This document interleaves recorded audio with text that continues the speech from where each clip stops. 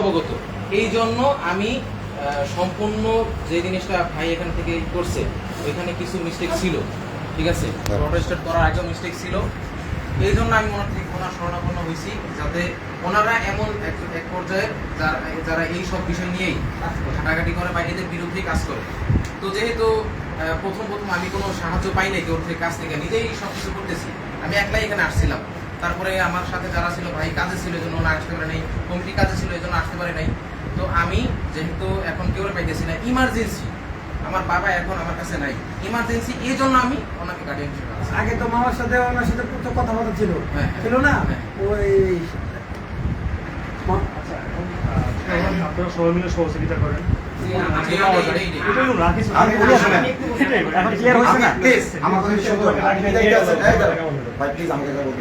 আপনি কি দায়িত্বে আছেন? আমি হচ্ছে 56 নম্বরেরই, আমরা হচ্ছে এনসিপিতে, আমাদের শেখ সাদি কাজ করতে। কোন সরকারি কর্মকর্তা কি আপনাকে পছন্দ হচ্ছে না, কোন নাগরিককে কথা বলতে পারে এই জন্য আপনার কথা শুনবো না? আপনাকে আমার পছন্দ হচ্ছে না, সে বলছে মুরব্বীরা আছে আমার, আমি শুনে একটু প্লিজ, না না আমি বলছি আপনাকে একটা কথা, এখানে শেষ পর্যন্ত আপনারা এইটাই করবেন, আমিই বলবো আপনারা লিখবেন, আমার কথা লিখে রাখেন, এখানে আমিই বলবো আপনারা লিখবেন, শেষ পর্যন্ত এটাই করবেন, পানি গলায় খান না, পানিটা ফ্রেশ পানি খান। সে আমাকেও বলছে আমার কথা, আমি এখানে আসতাম না, এই লোকটা গাড়ি চালাইছেন দেখছি না, তারপরে কার সাথে কি আচরণ হয়েছে প্রত্যেকটা বায়োডাটা আমার কাছে গেছে, অডিও গেছে, ভিডিও গেছে, এগুলো ডকুমেন্ট, এই যে বস্তা ভরা ডকুমেন্ট নিয়েছে, কথা কি বুঝতে পেরেছেন? আমি একটা পোস্ট দিয়েছি এই জন্য সে আমার বিরুদ্ধে বায়াস বলতে শুনতে হবে তো না ভাই, এখন আমরা ভাই দিকেই কর, ভাই কি বলে দাও, এই এখন আমরা স্যার উনি আমাদের নামাজ পড়ায়, উনি আমাদের আমি না না না আপনাদের নামাজ পড়ায়, ঠিক আছে। এখন আমি কমিশনারের নাম উল্লেখ করে পোস্ট দিয়েছি, তাই না? সে বলছে কেন দিলেন, তো আমি বলেছি এটা জবাব তো আমি দেব, কেন দিয়েছি জবাব কি আমি, অথবা কমিশনার আমার বিরুদ্ধে মানহানি মামলা করতে পারে যদি আমি তার বিরুদ্ধে কোনো মিথ্যা তথ্য ছড়িয়ে থাকি, আইন আছে না? অবশ্যই আইনের আশ্রয় যেমন আমি নিতে পারি, কমিশনারও তো আইনের আশ্রয় নেবে। কমিশনার কি আমাকে এই কথা বলতে পারে কিনা যে আপনাকে আমি পছন্দ করি না, এই জন্য আপনি বললে এটা গ্রহণ করব না, মুরব্বীরা এসে বলতে হবে। আমি বললাম যে আমি মুরব্বী, আমি এই থানায় এসেছি এই দুইজনের পক্ষে, আপনি আমাকে ডেকে নিয়ে আসছেন না, এবং আপনার সাথে কথা বলে আমি আসছি না, উনিও আমাকে, আমি আমরা আসবো বলে মুরব্বীরা গিয়েছেন। শুনেন, হেফাজতের কেন্দ্রীয় মুরব্বীরা, এখানে সবচেয়ে বড় মুরব্বী যিনি এসেছিলেন মাসুদুল করিম হাফিজাহুল্লাহ, আমাদের মাথার তাজ, ওনারও তো মাথার তাজ আছে। হেফাজতের কেন্দ্র থেকে আমাকে বলা হয়েছে যে মাসুদুল করিম সাহেবকে আমরা বলে দিয়েছি, তারা ওয়েট করতেছেন, আপনি একটু দ্রুত যান, জিডিটা যেন সঠিকভাবে হয়, তথ্য প্রমাণ বহুল হয়, আপনি এটা করবেন। আমি পরে গেছিলাম জ্যামে, হেফাজতের কেন্দ্র থেকে উনি দেখেছে, সাংবাদিক ইলিয়াস আমাকে নিয়ে লাইভে আসতে চাইছিল, একটু আগে সাংবাদিক ইলিয়াস লাইভে, আমি আসি নাই, বলছি বাস ছোটখাটো একটা বিষয়, এবং অনেকটা সাক্ষাৎকারও নিবে, আমি চাইলে কিন্তু ওই সময় তারা ওই সময় লাইভে ছিল, আমি বিশাল একটা হাইপ তুলতে পারতাম এখানে। আমি ফুটেজ কর না, আমার কথা বুঝতে পারছেন, আমি ফুটেজ কর না, আমি কাজ করতে চাই, কাজের লোক।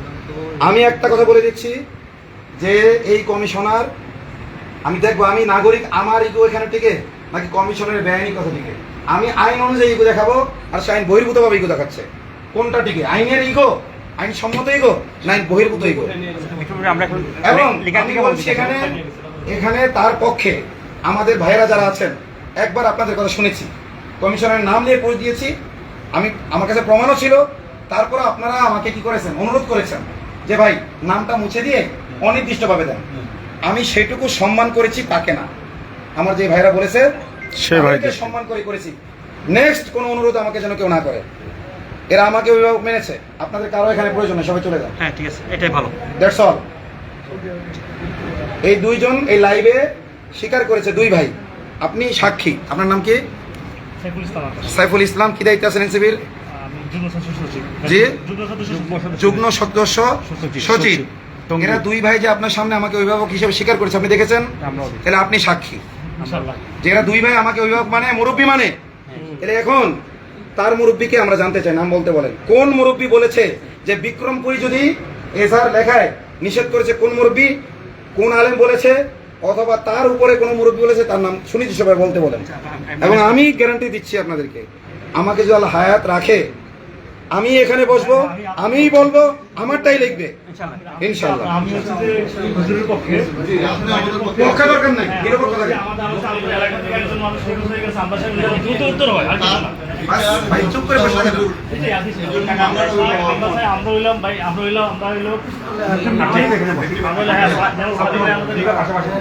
আমি এখন আগে কমিশনার মুছে দিয়েছিলাম, এখন এডিট করে আবার নতুন করে সেই কমিশনার যুক্ত করে যাবো।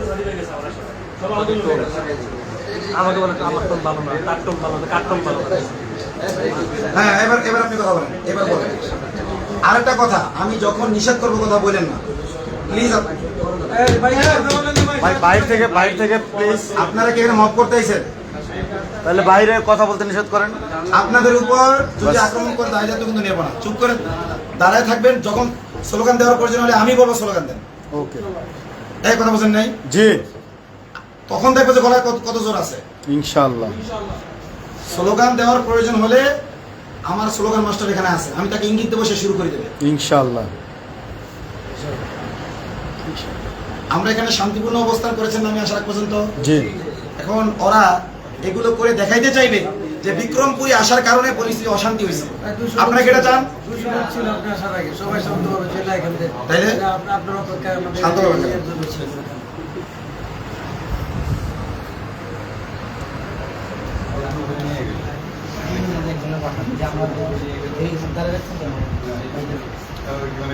সারা রাত থাকবো, সারা রাত থাকবো। উঠে নিয়ে গেল, এটা কোন ধরনের? উঠে নিয়ে গেল কেন? আচ্ছা, এদিকে ভাই কথা বলবে। ভাই কথা বলেন তো, কি হয়েছে বলেন। আচ্ছা আইন ভাই, ভিতরে আপনার পরিচয় দিয়ে বলেন। আসসালামু আলাইকুম, মোহাম্মদ আলামিন। আপনি কি নন মুসলিম? আমি নও মুসলিম। রিভার্টেড মুসলিম? হ্যাঁ, এটা ক্লিয়ার বলেন না ভাই। আমি মোহাম্মদ আলামিন, আমি রিভার্টেড মুসলিম, হয়তো অনেকে আমাকে চিনবেন। তো আমি এখানে আসলাম, আসার সাথে সাথেই লাইভ দিয়ে আসছি, অনেকে এখানে আমার সাথে যুক্ত হয়েছে। হ্যাঁ, আমি দেখছি। হ্যাঁ, আবার ইস্তানুল আমেরিকা আমরাও আসছে। তো এটা নিয়ে আমরা ভিতরের কক্ষে কথা বলছিলাম ওসি সাহেবের সাথে। তো ওসি সাহেব মোটামুটি পজিটিভ, আমাদের কথাগুলো নিতেছে। তো ডিসি মহোদয় সাহেব আসলেন, এসে বসলেন। ডিসি না কমিশনার? এই যে উনি উপকমিশনার? উপকমিশনার, আচ্ছা, উনি আচ্ছা উনি উপকমিশনার। উপকমিশনার সাহেব আসলেন, এসে বসলেন। তো কথাবার্তা বলছেন।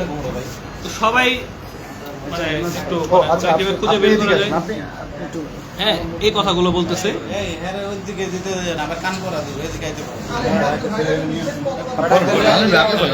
কথা বলবো, কথা বলবো। বলেন পরে তো আমি যখন বললাম যে আমি একটা মোটামুটি সবার কথা সবাই বলার পরে আমি একটা শেষে একটা দাবি রাখলাম। তুমি বসে গেল, এগুলো আমি যাবো, তুমি স্ট্রং ক্লিয়ার। আমি একটা দাবি রাখলাম কি, যে আমার অভিযোগ যারা অভিযোগ যদি নেওয়া হয়, এরকম একজন এসআই বা আইও দিবেন যে কিনা ভিকটিমের পক্ষে কাজ করবে।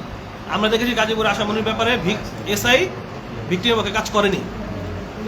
হ্যাঁ, আমার এরকম একটা এসআই আপনি দিবেন যে যেন আবার ভয়ে যেন বাথরুমে না লুকাইতে হয়। তার এই কথা বলার পর সে বলছে আপনার কথার টোন এরকম কেন? আমাকে সেম কথা বলছে, আপনার কথার টোন আমার ভালো লাগতেছে, সেম আমাকে সেম কথা। ওখানে সবার কথা 1-150 লোকের কথা ভালো লাগলো, শুধু আমি আলামিন যখন কথা বললাম তার আমার কাছে টোন চেঞ্জ, আমার টোন তার ভালো লাগে না।